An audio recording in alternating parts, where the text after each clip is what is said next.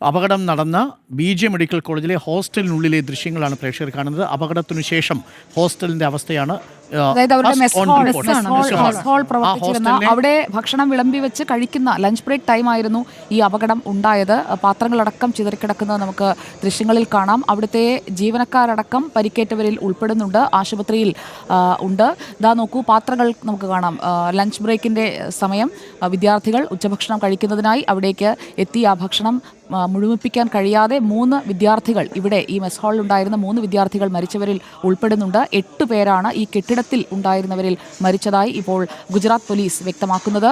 കുറേ ഏറെ പേർ ഈ വിമാനം കത്തി വീഴുന്നത് കണ്ട് ജനൽ വഴിയൊക്കെ പുറത്തേക്ക് കഴിച്ച് പൂർത്തിയാക്കാത്ത ഭക്ഷണം, അതാണ് നമ്മൾ ആ ദൃശ്യങ്ങളിൽ കാണുന്നത്. വേദനിപ്പിക്കുന്ന കാഴ്ച തന്നെയാണ്. ഭക്ഷണത്തിന് മുന്നിൽ എല്ലാ ദിവസവും പോലെ ഉച്ച ഭക്ഷണ ഇടവേളയിൽ വന്നിരുന്ന വിദ്യാർത്ഥികൾ, 19ഉം 20ഉം വയസ്സൊക്കെ പ്രായമുള്ള കുട്ടികളാണ് ഈ അപകടത്തിൽ മരിച്ച വിദ്യാർത്ഥികൾ എന്നതുകൂടി നമ്മൾ ഓർക്കണം. പരിക്കേറ്റ് 30-ലധികം പേർ ഇപ്പോഴും ചികിത്സയിൽ കഴിയുന്നുണ്ട്. അതിൽ ഈ ഭക്ഷണം കഴിക്കാനായി മെസ് ഹാളിലിരുന്ന കുട്ടികളാണ് കൂടുതൽ പേരും എന്നതാണ് നമുക്ക് മനസ്സിലാക്കാൻ കഴിയുന്നത്. ഏറ്റവും ദുഃഖകരമായ കാര്യം, ഈ ദുരന്തം സംഭവിക്കുമ്പോൾ എന്താണ് സംഭവിച്ചതെന്ന് കൂടി മനസ്സിലാക്കിയിട്ടുണ്ടാവില്ല. അതിന് മുൻപ് തന്നെ മരിച്ചു കാണണം.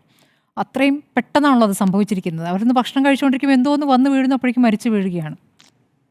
ഓക്കെ, ഏകദേശം 1:39 അല്ലേ? അതെ, 1:39. അതെ, നോക്കൂ, ഭക്ഷണം അവർ ഗ്രൂപ്പായി വന്ന് കഴിക്കുന്ന ഒരു സമയമാണ്. അപ്പോൾ വിദ്യാർത്ഥികളുടെ ഹോസ്റ്റലാണ്. എല്ലാവരും ഏകദേശം ഒരേ സമയത്താണ് മെസ് ഹാളിലേക്ക് ഭക്ഷണം കഴിക്കുന്നതിനായിട്ട് വരുന്നത്. ഗ്രൂപ്പായി 6 പേർ, 6 അംഗം, ഒരുപക്ഷെ അത് കൂട്ടുകാരായിരിക്കാം, 6-7 പേർ ഒന്നിച്ചിരുന്ന് ഭക്ഷണം കഴിക്കുന്ന മെസ് ഹാളിലെ ദൃശ്യമാണ് നമ്മൾ കാണുന്നത്. അവിടെ ഉണ്ടായിരുന്ന കുട്ടികളിൽ 3 പേർ മരിച്ചു എന്നതാണ് നമുക്ക് ലഭിക്കുന്ന വിവരം. 8 പേരാണ് ഈ കെട്ടിടത്തിനുള്ളിൽ ഉണ്ടായിരുന്നവരിൽ മരിച്ചത്. ഈ ഹോസ്റ്റലുണ്ടായിരുന്ന 60ഓളം പേർക്ക് പരിക്കേറ്റിരിക്കുന്നു എന്ന വിവരമാണ് ഏറ്റവും ഒടുവിൽ പുറത്തു വരുന്നത്. ഏറ്റവും വേദനിപ്പിക്കുന്ന ദൃശ്യങ്ങളാണ്. അടുത്ത പ്രതീക്ഷയായി വരും തലമുറയുടെ ഡോക്ടർമാരായി മാറേണ്ടവരാണ് ഇന്നിപ്പോൾ ഈ ചേതനയേറ്റ ശരീരങ്ങളായി അതേ ആശുപത്രിയിലേക്ക്, ഒപ്പം സിവിൽ ഹോസ്പിറ്റലിലേക്ക് ഒക്കെ എത്തിയിരിക്കുന്നത്. ഉച്ചഭക്ഷണത്തിനായി കുട്ടികൾ എത്തിയ സമയത്തായിരുന്നു അപകടത്തിൽ പരിക്കേറ്റ് കഴിയുന്ന അവരുടെ പ്രായവും ഇപ്പോൾ ആശുപത്രിയിൽ നിന്ന് വരുന്ന വിവരങ്ങളനുസരിച്ച് 19-20 വയസ്സുള്ള കുട്ടികളാണ് ഈ പരിക്കേറ്റവരിൽ ഭൂരിഭാഗവും എന്ന വിവരം കൂടി വരുന്നുണ്ട്. ഇപ്പോൾ ഹോസ്റ്റലിലെ 6 പേർക്കാണ് ഗുരുതര പരിക്ക് അല്ലേ?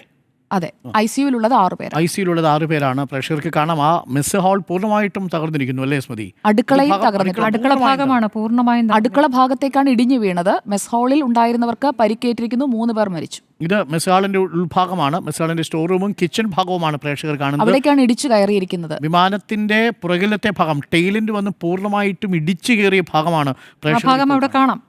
ആ ടെയിലിന്റെ ഒരു ഭാഗം അവിടെ കിടക്കുന്നതും പ്രേക്ഷകർക്ക് കാണാം. ഇതൊരു വലിയ ഹോൾ ഉണ്ടായിരിക്കുന്നു അല്ലേ? വലിയ മിസൈൽ വന്ന് വീഴുന്നത് പോലെ ഒരു ആഘാതമാണ് ഉണ്ടായത്. വലിയ വിമാനമാണ്, വലിയ വിമാനം, 250 യാത്രക്കാരെ വഹിക്കാൻ കഴിയുന്ന വിമാനമാണ്. ആ വിമാനം വന്ന് വീഴുന്നു. വിമാനത്തിൻ്റെ തന്നെ ചില അവശിഷ്ടങ്ങൾ ആ പ്രേക്ഷകർക്ക് ഈ മെസ് ഹാളിൽ കാണാം.